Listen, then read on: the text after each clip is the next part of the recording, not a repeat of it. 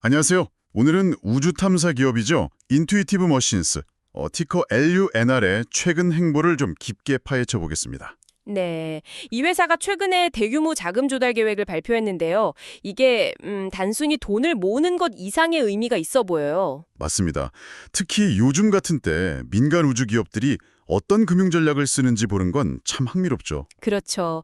왜 하필 지금이고 또 이 결정이 앞으로 뭘 의미하는지 우주 산업과 기업 전략에 관심 많으신 당신께 아주 흥미로운 시간이 될 겁니다. 네, 발표 내용 그 이면에 숨겨진 회사의 큰 그림, 그걸 읽어내는 게 중요하겠죠. 자, 그럼 핵심 사건부터 보죠.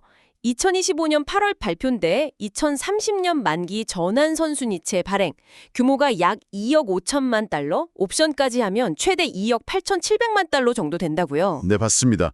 기관 투자자 대상 3호 발행 형태고요. 근데 왜 하필 전환사채일까요? 이게 좀 특별한 건가요? 안에 전환 선순위채. 일단 선순위라는 건 뭐 회사에 혹시 문제가 생겨도 다른 빚보다 먼저 돈을 받을 권리가 있다는 뜻이고요. 그건 알겠는데 전환은요? 네, 바로 그 전환 옵션이 핵심입니다. 채권을 가진 사람이 나중에 특정 조건 하에서 이걸 인투이티브 머신스, 주식, 그러니까 클래스 A 보통주로 바꿀 수 있다는 거예요. 아, 주식으로요? 그럼 만약에 나중에 회사 주가가 확 오르면 채권 가진 사람들이 너도나도 주식으로 바꾸려고 할 텐데 그럼 기존 주주들 지분 가치가 좀 떨어지는 거 아닌가요? 그 희석 위험? 정확히 보셨습니다. 바로 그 희석 위험 가능성 때문에 시장이 좀 민감하게 반응할 수 있죠. 그렇죠. 이게 뭘까? 미래 성장 자금을 마련하는 동시에 기존 주주들한텐 약간 부담이 될 수도 있는 거네요. 네, 그런 셈이죠. 양날의 검 같은 겁니다. 그럼 회사도 이걸 그냥 보고만 있진 않았을 텐데요. 뭔가 대비책 같은 건 없었나요? 아, 물론입니다.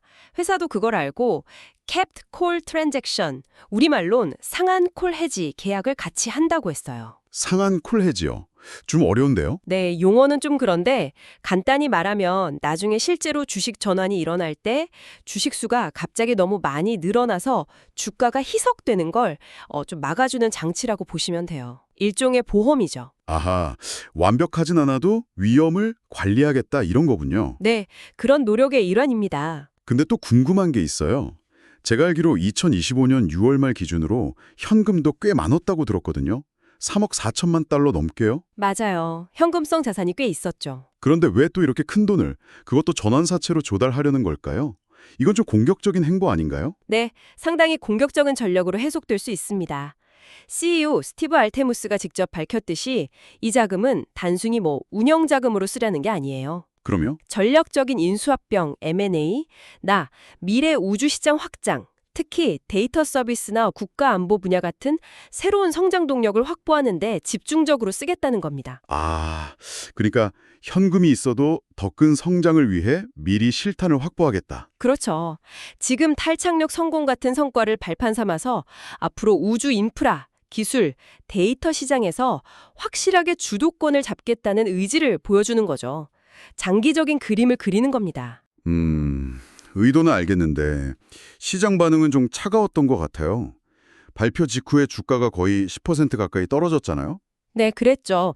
아무래도 그 희석 우려에다가 또 마침 발표된 2분기 실적이 예상치를 좀 밑돌았던 것도 영향을 줬습니다. 그렇죠. 최근 1년 주가 보면 정말 롤러코스터 같았어요. 연초 대비로는 40% 넘게 내렸는데 또 1년 기준으로 보면 180% 넘게 올랐고 변동성이 엄청나네요. 맞습니다. 단기적인 리스크와 장기적인 성장 기대가 막 혼재돼서 나타나는 거죠. 재무 상태는 그럼 지금 어떤가요? 단기적으로 괜찮은 건가요? 재무적으로 보면 단기 지급 능력, 그러니까 유동성은 괜찮은 편입니다. 유동 비율이 꽤 높아요. 아, 다행이네요. 하지만 문제는 역시 수익성이죠. 아직 흑자 전환은 못했고 말씀하신 대로 2분기 매출이나 주당 순이익, EPS도 시장 기대에는 못 미쳤어요. 그렇지만 이 회사가 가진 기술력, 특히 2번의 달 탐사 성공, 미국 최초 달 남격 착륙 같은 성과는 무시할 수 없죠. 평판도 아주 높아졌고요. 최근 1년 매출 성장률도 40%가 넘고 정보 프로젝트 수주도 계속되고 있고요. 결국 기술력은 있는데 이걸로 어떻게 수익을 내느냐가 관건이군요. 네, 핵심 과제입니다. 자, 그럼 정리를 좀 해볼까요? 인투이티브 머신의 이번 결정은 단기적인 주가 하락이나 희석 위험을 어느 정도 감수하더라도 미래 우주 시장에서 더 큰 파이를 먹기 위한 공격적인 투자, 전략적인 선택이다. 이렇게 볼 수 있겠네요. 맞습니다. 캡트콜 같은 장치로 위험 관리를 하려는 모습도 보이고요. 장기적으로는 이 확보된 자본으로 R&D 투자하고 M&A도 하고 특히 데이터 서비스나 국방 우주 분야로 빠르게 확장하려는 거죠. 정보 프로젝트 수주도 더 늘어날 수 있겠고요. 네, 그럴 가능성이 높습니다.